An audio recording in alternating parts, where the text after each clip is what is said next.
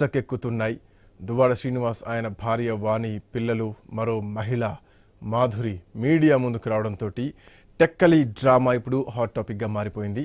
ఒకవైపు వైసీపీ ఘోర పరాజయం, ఇంకోవైపు కుటుంబ కలహాల్లో వైసీపీ నేతలు నిండా మునిగిపోతున్నారు. ఇక ఇంకొందరైతే ఎన్నికల తర్వాత సైలెంట్ మోడ్లోకి వెళ్ళిపోయారు. ఫ్యాన్ గాలి తగలడం లేదంటే పార్టీలో సఫకేషన్ ఎక్కువైందా, పార్టీని వదిలి వెళ్తున్నారా, లేదంటే గత ప్రభుత్వ పాలనలో జరిగినటువంటి అక్రమాలను కూటమి ప్రభుత్వం వెలికితీస్తోందన్నటువంటి కారణంతో కొంతమంది రాజకీయాలకే గుడ్ బై చెప్తున్నటువంటి పరిస్థితి. ఇదిట్లా ఉంటే వైసీపీ నేతల్లో ఒక అలజడి మొదలైంది అన్నటువంటి వార్తలు వినిపిస్తున్నాయి. అందుకే సైలెంట్ అయ్యారన్నది వినిపిస్తోంది. సీనియర్లు కేసుల్లో ఇరుక్కుంటున్నారు.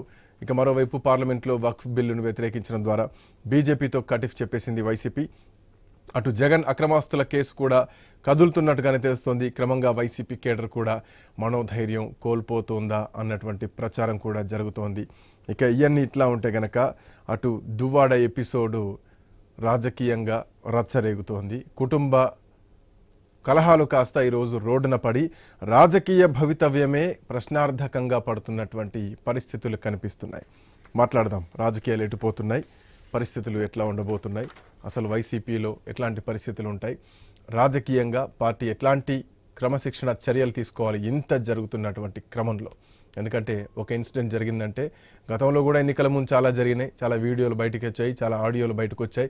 గంట అన్నారు, అరగంట అన్నారు, కొన్ని వీడియోలు బయటకు వచ్చాయి. ఇవన్నీ కూడా వచ్చినటువంటి క్రమంలో పార్టీ ఎట్లాంటి చర్యలు తీసుకుంది, ఎందుకు వెనకేసుకొస్తుంది, భవిష్యత్తులో పార్టీ పరిస్థితి ఏంటి, క్రమశిక్షణ చర్యలు ఏముంటాయి, రాజకీయంగా ఎట్లాంటి పరిస్థితులు ఉండబోతున్నాయి.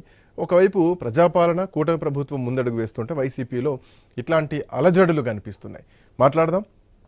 అఫ్కోర్స్ ఈ అంశం మరి ప్రైమ్ టైంలో చర్చ జరుగుతుందన్నటువంటి పరిస్థితులు రావద్దు. ఇట్లాంటి కలహాలు, ఇట్లాంటి కుటుంబ నేపథ్యాలు, బట్ పబ్లిక్గా ఉన్నారు, వాళ్ళు పొలిటికల్గా ఉన్నారు, సో పబ్లిక్ డొమైన్లో ఉన్నారు కాబట్టి తప్పదు. ఎందుకంటే ఇట్లాంటివి చూసి చాలామంది ఆ లైన్లోకి వెళ్తూ ఉంటారు కాబట్టి తప్పనిసరి పరిస్థితుల్లో ఇట్లాంటి జరగొద్దు అన్నటువంటి ఉద్దేశంతో కొంత చర్చ జరగాల్సినటువంటి అవసరం ఉంది. మాట్లాడదాం. కోటేశ్వరరావు గారు ప్రముఖ రాజకీయ విశ్లేషకులు మనతో పాటు ఉన్నారు. అలాగే షేక్ సైదా గారు AICC Congress party spoke person, అట్లాగే జగడం సత్యనారాయణ గారు తెలుగుదేశం పార్టీ, ఆ తర్వాత పాదయాత్ర వెంకటేశ్వర రెడ్డి గారు ప్రముఖ వైసీపీ సీనియర్ నాయకులు. నమస్తే అండి, welcome to I news prime time debate. Yeah, పాదయాత్ర Venkateswara Reddy garu, good evening. Very good evening. మీకు ఛానల్లోని సభ్యులకు, వీక్షకులు, ఐ న్యూస్ వీక్షకులకు, రాష్ట్ర ప్రజలకు శుభ సాయంత్రం. పాదయాత్ర గారు, ఏం జరుగుతుంది వైసీపీలో, ఏం చెప్తారు? ఇప్పుడు చాలా విలువైన ఒక్క నిమిషం సైదా గారు ఏదో అబ్జెక్షన్ చెప్తున్నారు. యా, శ్రీకాంత్ గారు, మాకు ఉదయం నుంచి ఇక్కడ కరెంట్ లేదు, ఇన్వర్టర్ నడుస్తా ఉంది, గాలి వర్షం.